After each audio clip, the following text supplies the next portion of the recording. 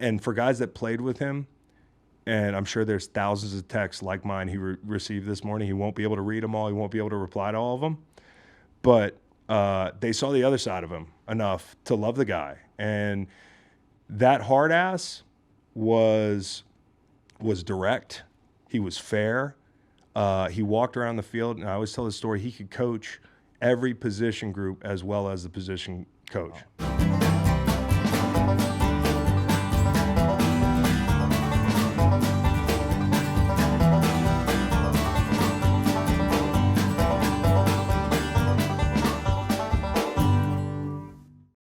So the Bill thing, by the way, you want to know about the press conference here, I'll sum it up. Yeah. Brief, Okay. respectful, cordial, and a lot of one-arm hugs. You know, Robert Kraft's coming in for the two-arm hug. Bill's a big side hug guy up there on stage. Like, there was no two-arm hugs going. But it was cordial, it was quick, and I think quick is the word that stands out the most. Like, it was like 5 minutes. Oh, wow. Like, Bill talked for 3 minutes and just, you know, whereas he didn't give anybody anything for the better part of like 2 decades or over 2 decades. In this one, he didn't give anybody anything, but he said it with like a Human voice. A human voice, a face that wasn't angry, and he talked for 3 minutes. He showed gratitude to the media, to the fans, and, you know, passed the mic over to Robert Kraft, and Robert Kraft was brief, and then they walked out of the door. So you didn't miss anything. Team issued gear or coat and tie? Suits, or coat and tie, blue tie, Okay. gray sport coat kind of thing. He's just dwarfing Robert Kraft up there. You know, he's an absolute unit, which is why part of the reason you want to spend the night with Bill Belichick. How tall is he? He's got to be 6'3". Wow, really? Really? I might be adding an inch. Okay. But, you know, that's the thing. That's the thing you do. He was an old lineman. You know, I was getting fitted for I went to Inside the NFL and forgot my suit at home. Bill Belichick's 5'11". I've given him 6'3". because he's just so fucking great. Did him and I Kraft thought he walk was out 6 feet together? at least. Did him and Kraft walk out together? Same door? I don't know. They walked out of the same door together. All right. But it was like him and Bear. I thought that as surreal as the press conference is, the most surreal thing, and I've said this on the show already, is watching him and Bears, if you know who Bears is, walk through that tunnel for the last time down there, and Bears peek out the door and shut the door. It was almost like Bears is the crypt keeper. It's like, now it's time to go. Is like his best friend through thick and thin. It's like watching a world leader walk off that stage for the last time, and you know that guy's no longer the president or wherever. Here's the deal. Like, there's a personal side to this. Bill changed my life. Okay, like, make no mistake about it. And it was just a year, but when he called me in Harris Teeter and I had just gotten released. You were bagging groceries. I wasn't bagging groceries. I was picking up Kurt groceries Warner. for my wife. I was picking up groceries for my wife who had just given birth to our first son, Waylon. I've told this story before, but it's relevant here because I'm sure there's a million of these, right? And everybody's telling them today, and I don't pretend to have a huge role in Pat's history. It's like if it was a movie, I'm like one of the stuntmen or something, you know, like, but it was a special year for me, and it gave me so much. And it started with me being released IR 2 years in a row in St. Louis, walking around thinking, hey, I'm probably going to retire. I was in a bad place, man. I was not satisfied with my career. I'm still not satisfied with my career today. I know that's the way a lot of guys feel. Like, even great players look back, guys even better, you know, a lot better than me, probably look back and say, fuck, I could have been better. I still parse my career through that really critical lens. I cannot imagine how I'd feel without receiving the gift of playing on that team, because that team allowed me not only an opportunity to feel what it was like to win, but also gave me the house money to play with where I could finish my career on my terms and hit the lotto in Philly. You know, like I said, I was about done. He calls. He's like, it's Bill Belichick. I'm like, what the fuck? I rushed to the front of Harris Teeter because I think there's more service up there. And he's like, There is. there is more service There's some up there. dead spots in the back. And you know, he was to the point. He was like, listen, I don't know what role we're going to find you. He goes, I think you're a hell of a player. It'd be good to have you, and we will find your role. And I, not only like the confidence that gave me to keep going, but also knowing that it was going to be a chance that I took, and it was the biggest chance I took in my career, and it paid off just by being there. And, like the whole thing, 28-3, getting to walk through that building, see what Tom works like, meet guys like Devin McCourty, Dante Hightower, Dola, Ninko, Jules, like guys that I consider still really close friends. For a team I played on for a year, I talked to Jules on the phone for like an hour last week. I talked to Ninko, I'll talk to him at like 2 a.m. sometimes. Like Matt Slater's on my board of my charity. Like Danny Amendola is a great friend. Maybe I have half the great teammates I had if I didn't play there. I certainly don't have an opportunity to finish my career the way I want to. And, like when I was a player, go back to college, 2003 or whatever it was, I can remember being sick to my stomach watching Donovan McNabb puke and lose that Super Bowl. It's not because I was an Eagles fan. It was because I hated the Pats. Like, I fucking despised the Pats in college. And you know why? Because Al Groh, who I love. Al Groh, one of my favorite coaches of all time. He's the guy who succeeded Bill in his, like, microscopic stint in New York where he was like, I'm not working here. And they trade him, and then Al Groh comes to be the coach. But Al was a part of his staffs, and like he's from that tree, and he took it very literally. When you say model your program after Bill Belichick, everything we did in college was the Patriot way, including the fucking socks on our legs. Wow. Okay, you look around the ACC, you look around the country. I'm like, these guys, their calves are breathing. I got to wear these socks, these stupid fucking striped socks, 3 stripes above my calves, which are giant. It's the only good thing I got. I don't have big biceps or anything. Like, I want to let those suckers breathe. It's like, imagine telling like Roseanne Barr she's got to wear a hooded sweatshirt. Like, I want those puppies out and about. And so, like, you think that's funny? And I haven't fully gotten it yet. Boobs. Okay. This is the first person I thought of when it came to boobs. I was mad. I just did not like New England. Everything on the wall was New England, everything. And I'll tell you what, when they got beat by David Tyree and the Giants, I was partying at Mellow Mushroom. I'll never forget that night. We were in there like, go Giants. I was there. I always liked Yeah. I always liked the Cinderella stories, but for me, it was squarely about not seeing the Pats win. And I'll admit that. But when I got in the pros, I came to really respect and love the Pats because I realized how hard it was to do what the Pats do every year. And I had respect for Brady. I had respect for the program. And I just had respect for them getting up and getting back on the fucking treadmill every year because at the end of my first NFL season, and for 7 seasons after that, my season ended January 6th, whatever it was. It ended, the first week of January. And that was because we were never in the playoffs. And I looked at guys in New England that played probably 2 extra years of football, some of them, right? When you add it up, or an extra year of football, if you're there for a couple playoff runs. It's incredible to me that they were able to do that year in and year out. And you look at the Eagles now, we've talked about them. I think they got a great organization, but they're finding out how hard it is to do what the Pats did for a long time. Same thing with any team that wins now. And I think that's not just about the QB.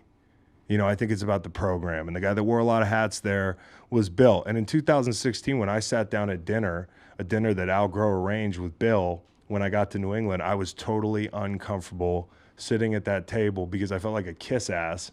Like my coach gets me a job in New England and then takes me out to dinner with Bill. Like, Bill, do you want to even be here? Like, eating dinner with a player? Like, I look like a kiss ass eating dinner with Bill out in public.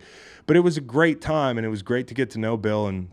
And I still feel unworthy of, saying, like, I'm a part of a Patriots championship team. And it has nothing to do with my takes on the team. I've been pretty down the middle on that stuff. I think it has more to do with, like, this morning when I reach out to text Bill, and I did. And he's probably got 400 texts, and I don't expect one back. But I said to him, you're the fucking GOAT, dude. I didn't say dude. But I appreciate every minute watching what you did there. And I appreciate the year you gave me. And I really mean that. I don't know if he'll ever read the text. He's probably bombarded right now. If he ever gets back to me, it'll be in a month. But I mean that. Like, I appreciate the guy. And it's crazy to think that today, and everything we look at Bill through a lens of is at least in part to some crazy breaks. It's drafting Brady over Tim Rattay from Louisiana Tech. who started 18 games for the Niners or something like that. It's Mo Lewis knocking out Bledsoe. It's the Tuck rule. People think about this through the lens of with or without Brady. I challenge you to find a great coach that didn't have that guy for a while.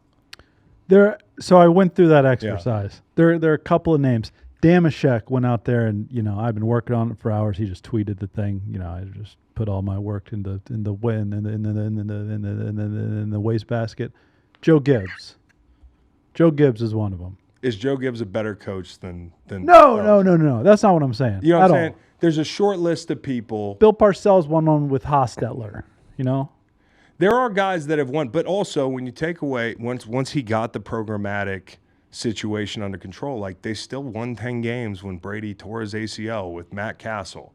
They went 3-1 to start that season that I was there with Jimmy G. I was in those games. I saw the adjustments that they had to make, and I also want to point this out. If you're talking about Brady versus Bill, they won all these Super Bowls. Those Super Bowls are bookended by defensive performances. You can't say that it was the quarterback when Brady first won a Super Bowl. You can't say it was the quarterback when Brady beat a historic offense in the Rams. A historic offense in the Rams, bookended by beating the Rams. The LA Rams, the St. Louis Rams, both of them had great offenses. Your Giants, they win those games on account of running up the score. Did they win shootouts? He always gave them a chance, even in situations where, like the offense was the strength. They might have had to hold somebody to 7-10 points in the playoffs somewhere along the line.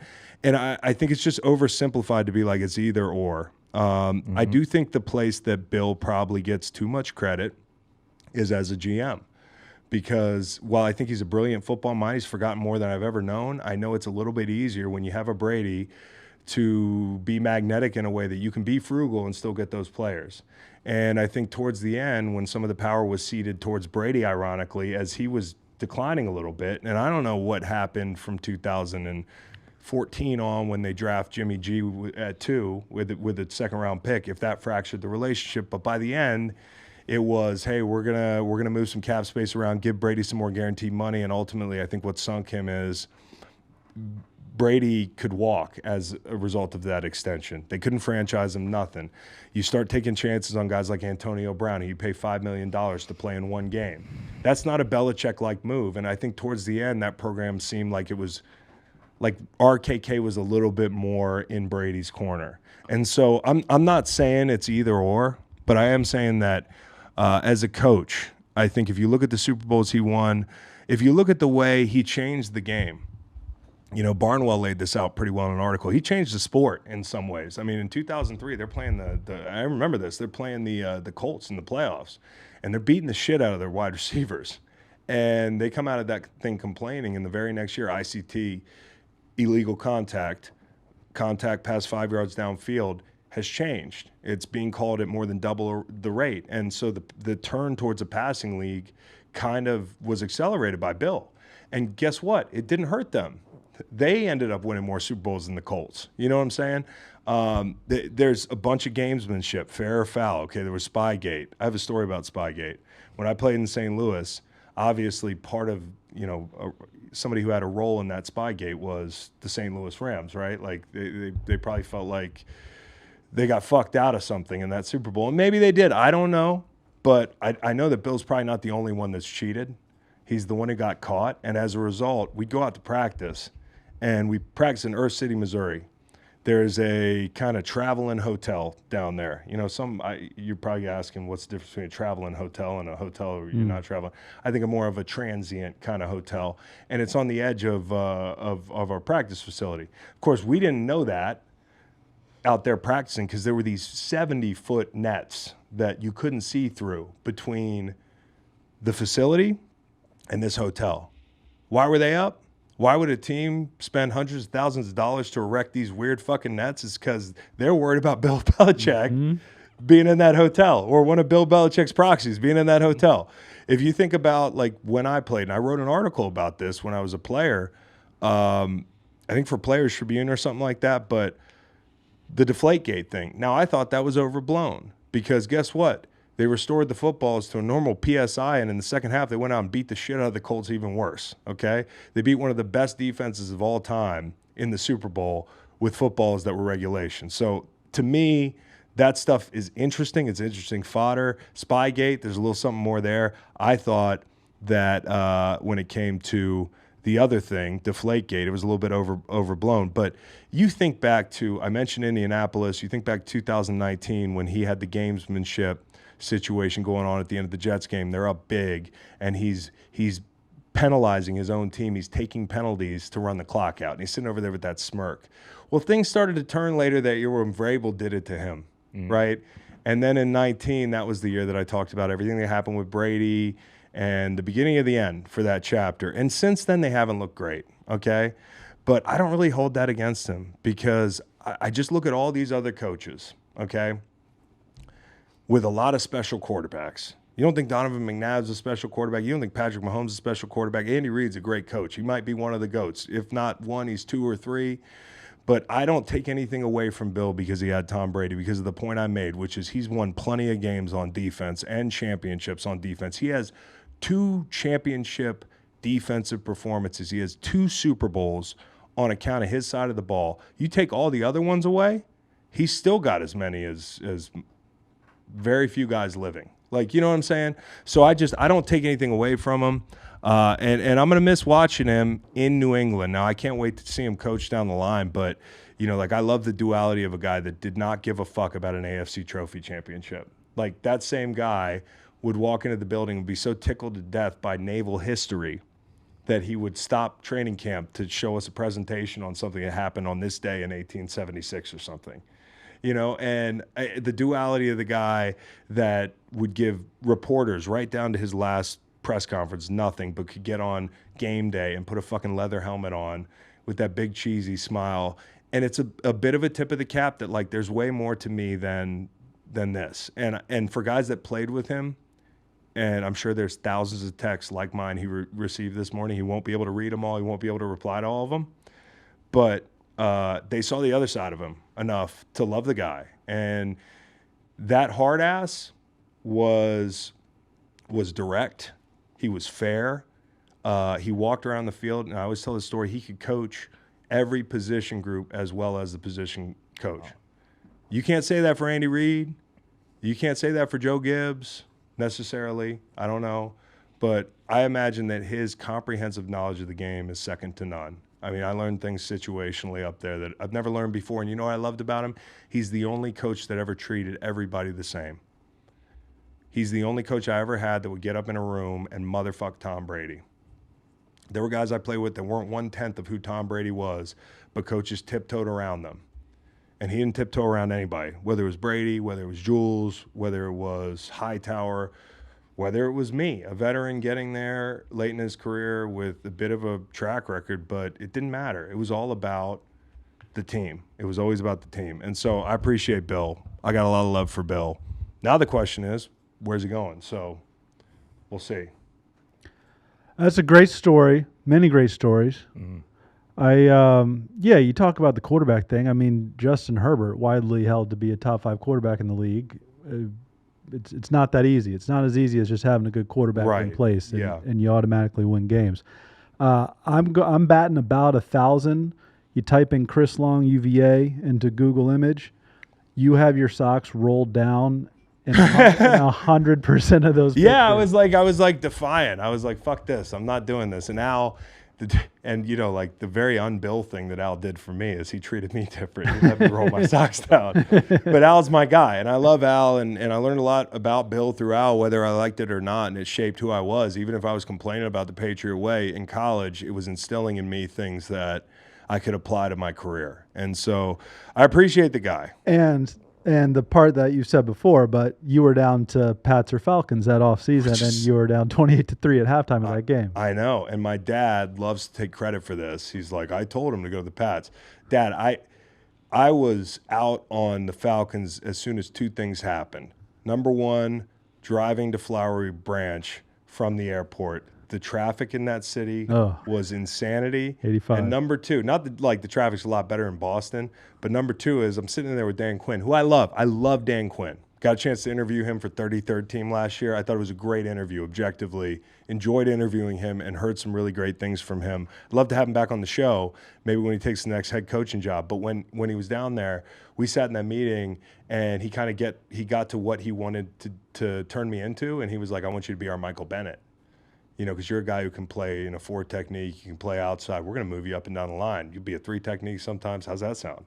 And I'm like, get in the car, and I'm like, pretty bad? No, I'm going to go up to New England and play outside linebacker. Well, ironically, I played almost the whole fucking year at right end and at 3. Mm-hmm. So at least luckily, I ended up on the right side of that coin flip. Dad loves to say, I feel terrible at halftime. But, Dad, I was going to New England no matter what. To get a chance, as soon as Bill called me in Harris Teeter, it's like, you know, it's like being tapped by a secret society, for fuck's sake. I was like, I have to go. I'm picturing like the heavens opening up and a voice just coming down, and that's like Bill calling you. That's what it's like. And usually when I pick up, it's not my move to pick up an unknown number, but during free agency, I'm going to pick up the phone. I'm like, who the fuck is this? Hello, Chris, Bill Belichick. You know, like of all people to call you on the phone, there's not a lot of people that kind of jolt you the way you hear that name when you pick up your cell phone. So I had to rush to the front of, you know, I've been in free agency on Kilimanjaro with a sat phone thinking it's going to blow up because I'm actually going to get some looks. And I come down a week later and they're like, nothing yet. I just had the sat phone for no reason, you know. But anyways, I'd wake up every morning, unzip my tent, hold the phone out like this. I would get mad because I wanted to go play for the Panthers one year.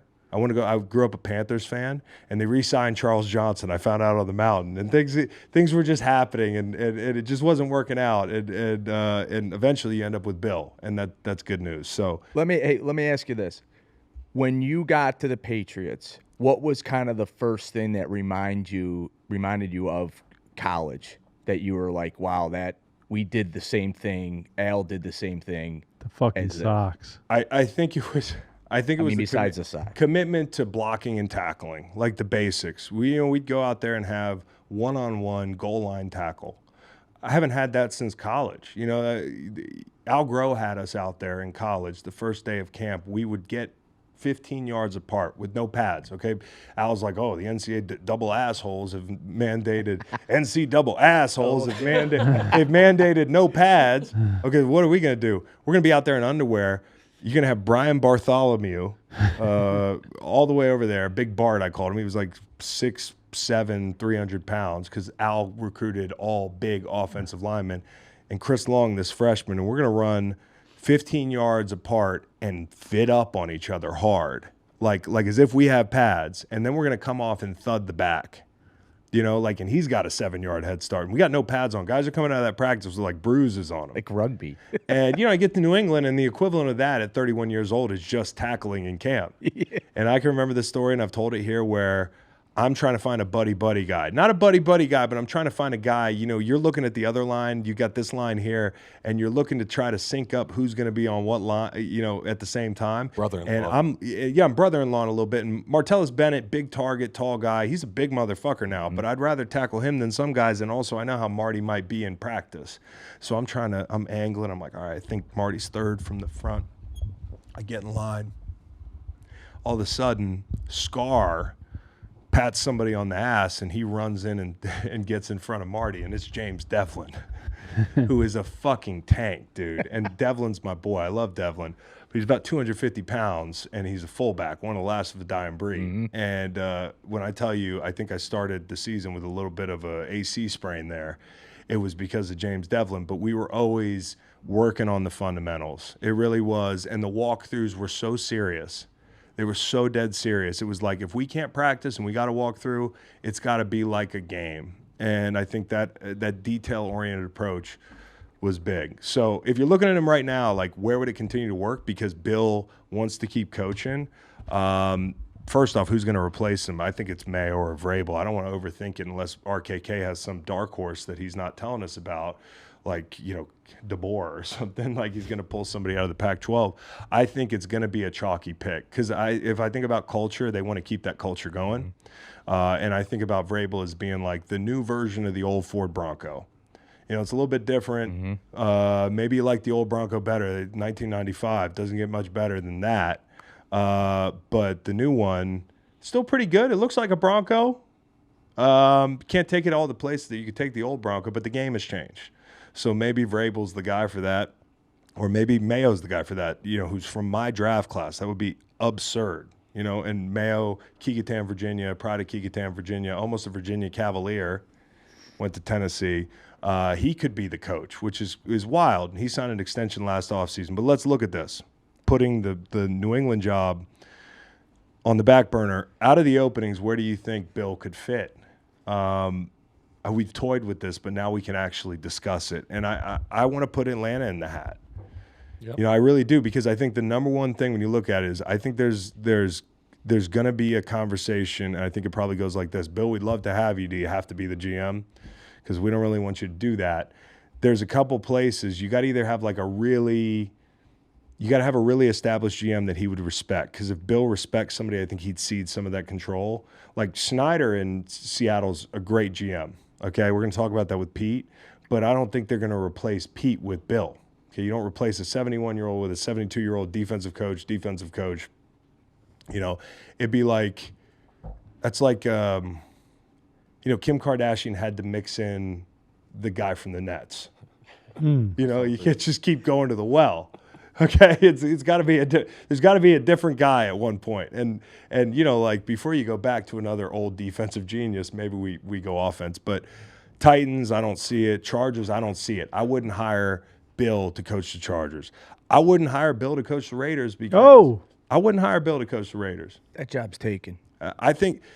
I think personally, if you're talking about a culture, because that's what he would bring, right? Great coaching experience, great defense, but they don't need to get a lot better on defense. They've blocked Patrick Graham from interviewing with other teams. Like, they want to hold on to Patrick Graham, which tells me also that Antonio Pierce is probably going to be back there. And I also think if that didn't work out for the reasons I've outlined, Mark Davis would look so uncool, and that's the last thing he wants to do. He already got Bisaccia. Don't get fucking Antonio Pierce. The place I like is Atlanta because I don't know what McKay does. What about Rich What McKay? about Washington? They have no culture. Washington's a great one, and I think Josh Harris has been been enamored. Well, they've said also no today, that they will not be pursuing Bill. Well, there we go. Now, and there has been some Atlanta linkage. I think Atlanta. I think Atlanta because they have tried to hire Bill Parcells down there. They've tried to hire your boy Joe Gibbs. I think when you look at Arthur Blank, the one thing they've never done, and I wonder if this is one of those situations where we're like, we're going to do something different this time. They've never had a former head coach in the NFL. They had like some guys with college head coaching experience in Mora. At that point, I don't know if he had any college head coaching experience. Obviously, Mr. Road Rash for a year and Bobby Petrino pre-Road Rash. But like, they've never hired a real I've done it head coach. And I think also he's lean defense. Dan Quinn, Mike Smith, Jim Mora, and McKay, dude, he hired Tony Dungy. So like I look at this and I think maybe they've gotten together and said, hey, look at this division. The coaches could be the Hoodie, whoever David Tepper hires, Dennis Allen, and Todd Bowles, Coach of the Year, according to Stanford Steve. Who do you think has the edge in that division? Also, New England sucks at accruing wide receiver talent. You got Drake London, Kyle Pitts down there. You got some good players. You got Bijan Robinson. There are some weapons. You could fix. The defense doesn't even need fixing. Nielsen did a great job, but, add some pieces, and you're competitive in that division. We're talking about open jobs. Yeah. Does Bill have the authority to call somebody and say, I want that job? See, I was wondering the other way around. I was wondering. Or if a GM that he respects or mutual whatever relationship says, hey, now that you're here, come on in. I was wondering, and no team that I'm going to mention should take offense to this because. I'm thinking about one. Same time? Well, I don't think it's going to. Mine feels really weird. It's a playoff team. Okay, go ahead. Buffalo Bills. Interesting. You've kind of got the same type of thing up there. You have a defensive head coach. I don't think so. Okay. But I'm thinking about guys that are on the hot seat maybe coming into 24 that didn't have good finishes to the season. Like you're telling me their GMs are sitting there. The job hasn't opened up, but you're telling me they're not sitting there thinking, Like, what's telling me I can't fire Coach X? Like, so there might be an opening that opens up soon. But to your point, the GM's going to want to stay the GM. GM's going to want to stay the GM. So that's a big hurdle that I don't know how that's cleared. That's why I almost think it's more of a Bill reaching out to that GM And like tapping them. and saying, Calling them at Harris Teeter. Yeah. The heavens opening up. I do think you'll see him wait at least a week just to see if maybe the Cowboys flame out or Yeah. Eagles flame out. No question. And the Eagles were a team that I mentioned, and it's not saying I would do it, but it's Bill Belichick. You know, it's kind of like the other day. It was funny when Brian Pace, they were asking about Jim Harbaugh. Of course he thought about Harbaugh, but they're asking him in front of fucking Eberflus, who they say is going to keep the job. By the way, they're moving on from Getsy. Good deal there. Okay, like I understand wanting to keep the team together and the defense the way it's played, but you got to nail this hire. But they were like, "Did you ever reach out to Jim Harbaugh?" He's like, "No, I did not reach out to Jim Harbaugh." They're like, "Why?" He's like, "He is the head coach at Michigan. Like he was just coaching in the college football playoffs." But you know, it's a fair question, just like it would be for any other GM whose team's not lighting it on fire.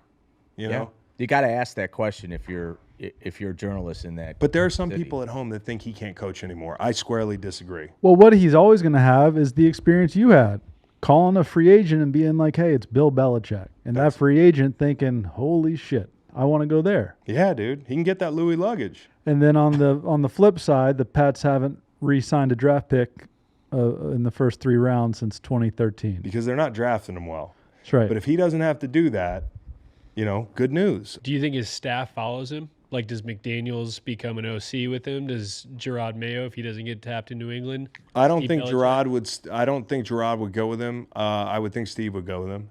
I don't know if there's a bunch of other guys. Steve Belichick? Yeah. Yeah, I think so too. I think Steve can coach, and maybe Steve's answer is I can get out from under this thing and go coach somewhere and prove it on my own. Give it to Steve. Yeah. Steve in New England would be. I have a feeling Matty P might be back wherever Bill is too. You know, because that thing's not working out as well there. You know, and so I. Well, and well-trodden earth here, but it really started to go wrong when we said no offensive coordinator. Yeah. And it's going to be Joe Judge and Matt Patricia. There was a bunch of bizarre shit that went down in the last couple of years, and that's why I said they kind of lost the build and change, but I think they lost the culture aspect of it a little bit, and I think they also lost the organizational structure a little bit. And it starts when you start catering to the quarterback a little bit more than you catering to the head coach, and you know you bring in people like AB. That's not a normal chance that they would take. I mean, and if they've taken those chances in the past, they paid off. This one didn't pay off. Obviously, Brady was able to skate. It just was such a weird couple years. You're saying Bill Belichick calls you, and that's the phone call you want if you're a free agent. Does it? And this is devil's advocate. Does it still hold the weight without Brady? Is what we're. I think for a defensive player, it might. You know, for me, it might. If it's a defensive player who fits the scheme, right, that he's going to run, I think having that reputation as one of the greatest coaches, if not the greatest coach of all time, that means something. Now, you know, like I think there'll be a wait and see for some free agents. Like, what's this really look like? But Belichick also had to overcome, and no offense to anybody who grew up in Boston, bringing free agents up there to the frozen tundra. All that north of the wall shit, all that, it is miserably cold up here. It gets dark at 4 o'clock. You guys love to talk about how that's an advantage. You also have to acknowledge it as an impediment for free agents. Who do you think's more delusional? Do you think Dabo is more sure he's getting a call from Alabama, or David Tepper's more sure that he has a shot at Bill Belichick? Nice. Oh, that's funny. Nice. I think Nick Saban might have punched Dabo in the eye. Mm-hmm.